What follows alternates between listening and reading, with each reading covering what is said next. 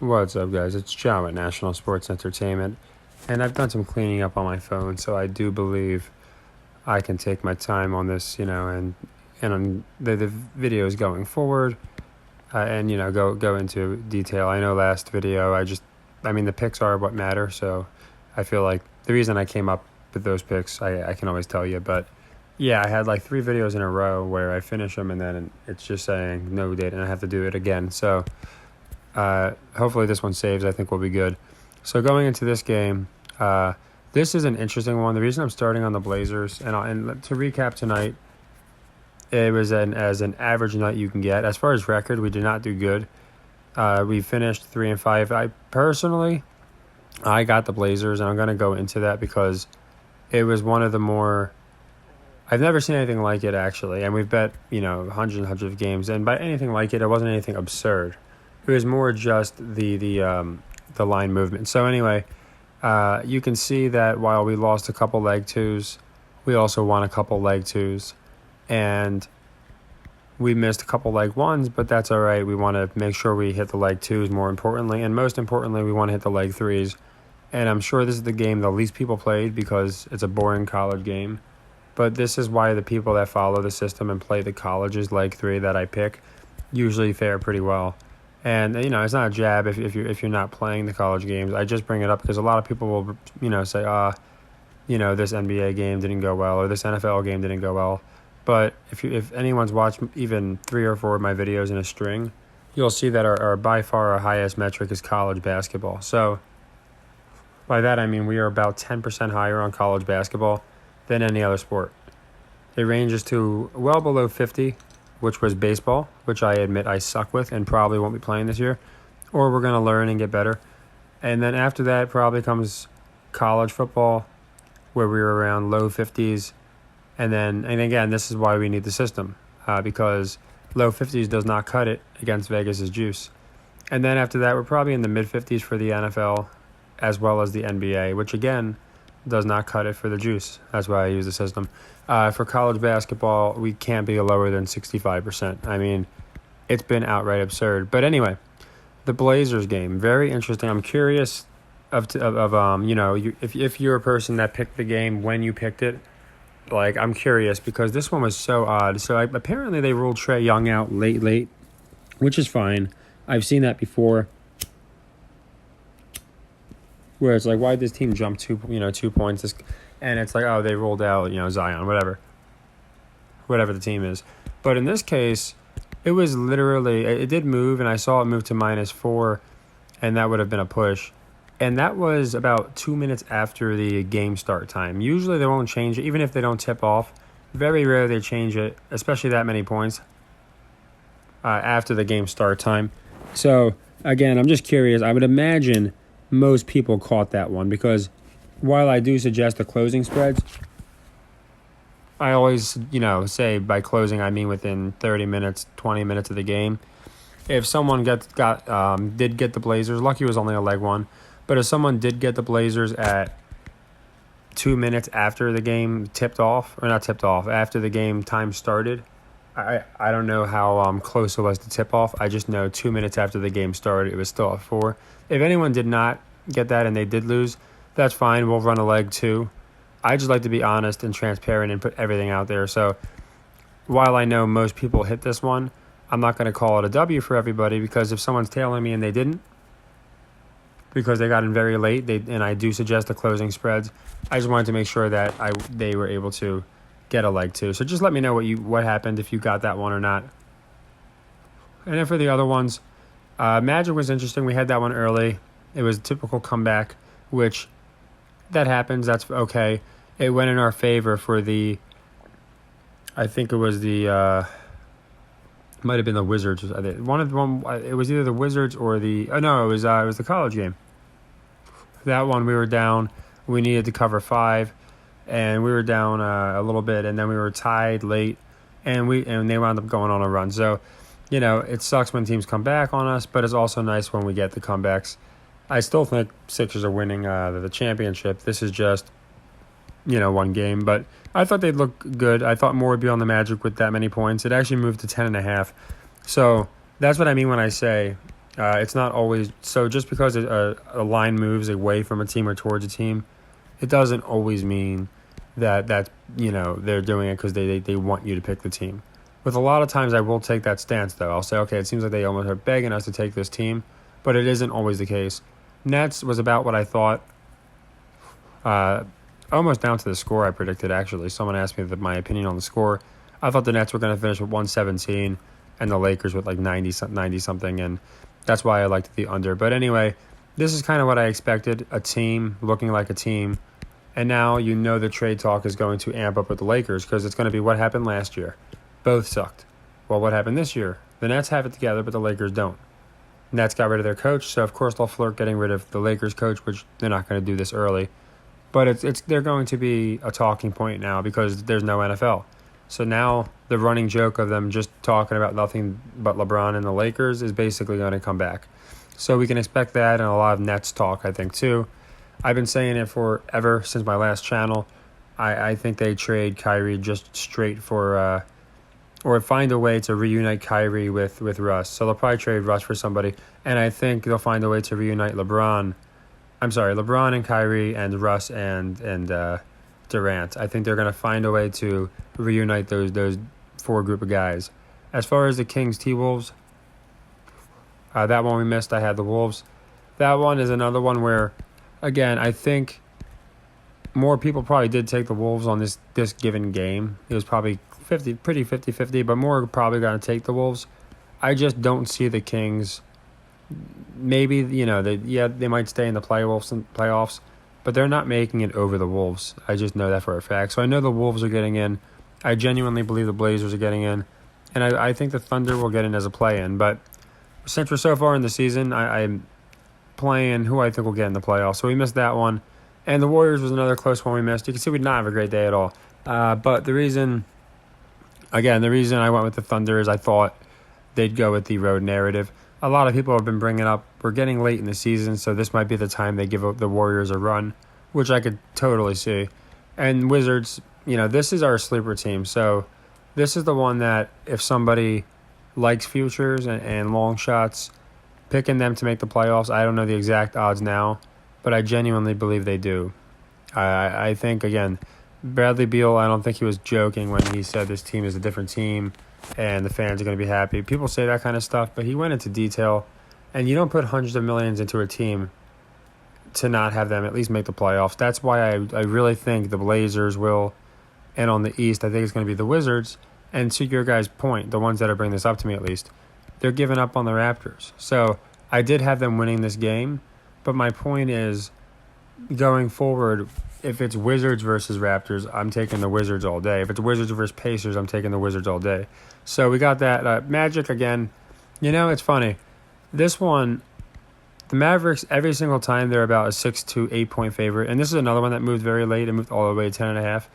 Anytime the Mavs are like a 6 to 8 point favorite, they always find a way to not cover. And they're not great against the spread. So I really thought, okay, nobody's going to be taking the Mavs, 2/3 into the season now, to cover when they just don't cover spreads larger than 5. But I was wrong. They did. They didn't get they did get the cover. And then the Blazers. Yeah, this one was such an odd one. I wish they had a site. Maybe they do, because some of them go back and edit stuff. But I mean one that's like legit that shows like minute for minute where the lines are at, because it's always interesting when it's minute for minute, because this one was so interesting to me. But yeah, like I said, I'm sure a few people might have missed the closing line. It depends. It really depends on if you locked it in before the official start or after the official start, because that's when I noticed it must have changed. But yeah, you can see, again, not a great day, but we were able to close the most important one here, and that was our college one. And on the bright side, there's a lot more college games tomorrow. Obviously, we only had one today. There's a lot more college games tomorrow than today, and it's a simple reason. After Saturday, they have so many games on Saturday. Basically, every team plays on Saturday. So what happens is, of course, Sunday you're not going to have many. Monday you're going to have a few. And then by Tuesday, it really rolls around and you have a bunch. So it's these type of metrics that I'm going to be picking, only even better. Because to be honest, NC State was not like ridiculously good against the spread. They were about high 60s, which usually doesn't hold for a bunch of teams. But it was the combination that Norfolk was also in the high 30s, low 40s. So when you have a team that's good against the spread versus a team that's abysmal against the spread, then I do like that team more. And this wasn't clickbait. I just always like to tackle everything in order, and I always want to go over the recap. But I do have, it's something that I had to reassess. Oh, that's why. It's something that I had to reassess, but I do think I know who's going to win the Super Bowl. And there's a lot of reasons leading me to this particular choice. But after the game, I really had no clue. After both games yesterday, I had no clue who I thought was going to win. And I wanted to wait for a spread. That being said, I like the Chiefs. I think the Chiefs win the Super Bowl. I'll go into more detail as to why. But I've noticed, maybe you guys have noticed, especially if you saw my old channel where we covered the World Series and I was abysmally wrong because I decided, hey, let's just use all the historical numbers and gematria. But there is a number that I do think is an interesting number that I'm going to use. And I think Patrick Mahomes improves to 666 in the point, I guess, .666 in the Super Bowl. Now, the reason I think he improves to .666 in the Super Bowl is because he's the next Tom Brady, as I've been saying. And I just don't think you can start him off with 1 out of 3 in the Super Bowl.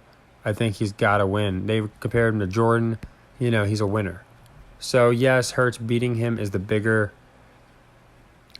story. It'd be nice. But also there is an interesting thing that I've noticed they're pushing on the news now between Mahomes and Hurts, and maybe we should have saw that narrative too. But more importantly, as I said, Mahomes is a winner, and they're both first seeds. So it's just interesting to me. I was going to say they're both MVPs, but I keep forgetting that I don't know why I keep thinking they do it in NFC and AFC. I think they should. But either way, it's the MVP and the runner-up. So it's not like a lot of people say, oh, well, the MVP never wins or the first seed never wins. Here you can see they made this about as 50-50 as you can get. That's what I mean by this Super Bowl being so not obviously it wasn't obvious because I got it wrong. But I'm saying to people that think it's real, I stand by the decision. This was the most obvious, Super Bowl pairing, maybe outside of Chiefs-Bucks again or something like that for people that were really on Brady at the beginning of the year. But my point is I do think the tribal chief, Patrick Mahomes, improves to 666. And that brings me to my next point. I genuinely, like I said, when I use wrestling logic by itself without all the numbers, it really does wind up, in my opinion, from my past, from all the times that I've used it, just the wrestling logic does seem to come through. Outside of Brock, where I had Brock Purdy and Lesnar paralleling, that one was a hard miss. But I use wrestling logic for 25% of my videos. Even if I don't go into every single one why I like it, I just see so many parallels with wrestling and with football, and I don't think it's an accident. So we do have the tribal chief, and in his corner we do have a guy from Philly who's known for stabbing the people he represents in the back. So I think Philly sells. I really do. And I'll go more into the other reasons I like the Chiefs. That's just the scratch of the surface. But, secondarily, I want people to know this because obviously if something doesn't work, like picking numbers and using gematria, I'm not going to keep trying it. I might try and work on the skill and perfect the craft so we're better next time. But I'm not going to just pick with those same reasons again. So the .666 I think is very interesting. I think it's fitting. Same thing with the tribal chief winning, but that's secondary. I think the most important thing here is you only have so many opportunities. You can't just have them go every year. I guess they could try and do the Patriots thing again, but I don't think they're going to be quite as many as Tom. So I think the ones Pat gets to, he has to win. He probably gets to like 5 in his career, and I think he wins 3, 4 of them. So it would make much more sense for Mahomes to win this, in my opinion. Don't forget, they're building these people up for their careers. So we can't be just thinking about, okay, this is Mahomes, for this year. No, like 5 years down the road, they're going to want to say Mahomes is a 3-time Super Bowl champ, just like they did with Brady. So Mahomes won this many times in this many years. they don't want to say he's lost back-to-back Super Bowls. And, I said this too. Brady beating him in the Super Bowl was his send-off, just like Curry got his send-off. And now he is passing the torch to Mahomes, who many compare to Curry for one reason or another.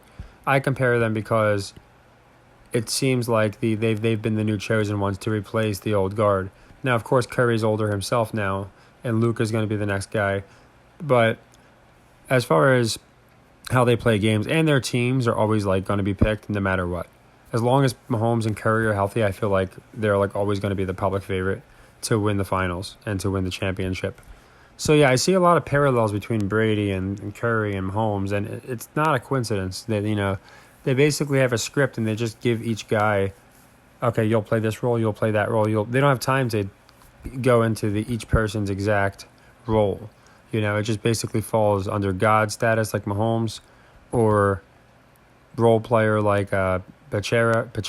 I don't even know how you say his name, to be honest. By looking at it, I would think it would be a silent, like a Pacheco or something, but I could be way off. And Kelsey here, he's going to be your Godfather type, your Undertaker type, your Tim Duncan type. He's there, he's around, he's silently got some of the best numbers, but, he's not Pat Mahomes.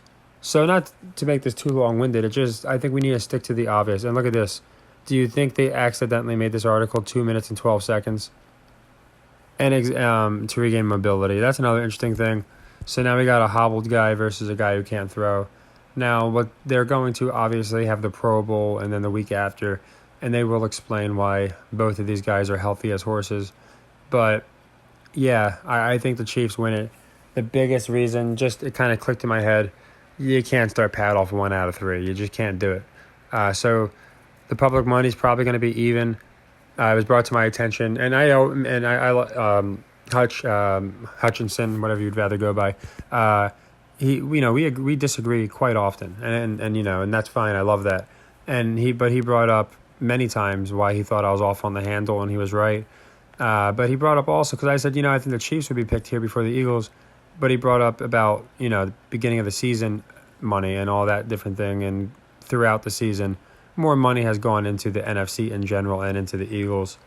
It was brought up how the AFC winning in general is a win for Vegas, he said. And I agree with him. So I always like to take people's like, if someone says, I told you the Chiefs were going to win, I'm not going to have that, whatever you want to call it. It's actually a scientific term for it, where if you're told you're wrong about something, you're more, it's like confirmation bias, but worse. You just immediately want to do the opposite. If somebody's like, oh no, I was right on this one. And he wasn't bragging. I'm just saying, when someone's wrong about something like I was, it's easy to want to double down and be like, oh, well, no, I still disagree. The Chiefs are going to lose.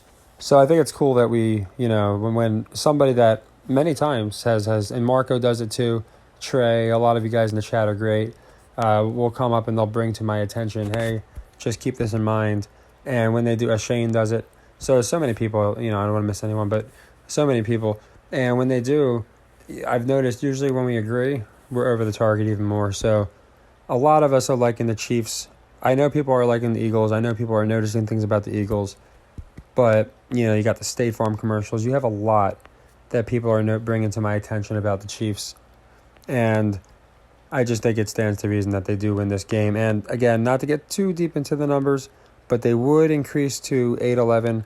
And I did go into 118 and 8-11 a bunch of times. So like I said a million times, I do believe gematria exists.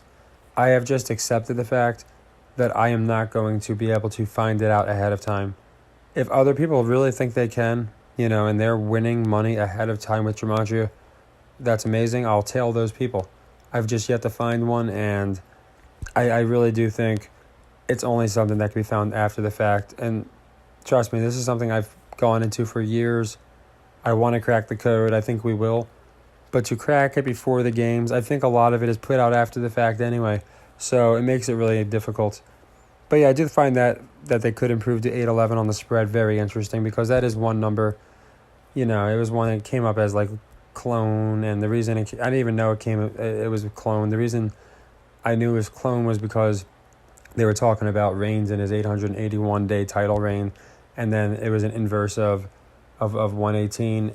So like I said, I don't like to go too deep into all this crap, but I did say from the get-go, I thought Demar's Paul Prince would be all over this Super Bowl. Whether he is or not, he's the one who put out the tweet clone. Oh, that's what it was. Whenever someone puts out a one-word tweet, I find it very interesting. So that stuff I'll give some credence to the gematria. Okay, why did he put out a one-word tweet? Well, the one-word tweet did happen to be clone, which is 118. So, and then obviously the 118 added up with the 855, right? That's all the time that he got hurt and all that crap. So, when I just now saw the 811 possibility, I did find it a little more interesting. But again, just know I don't think gematria is ever going to be something we're going to be able to use and I've learned it the hard way twice now, to predict things ahead of time. Maybe by next year we'll figure it out, but for now I'm sticking to the narrative.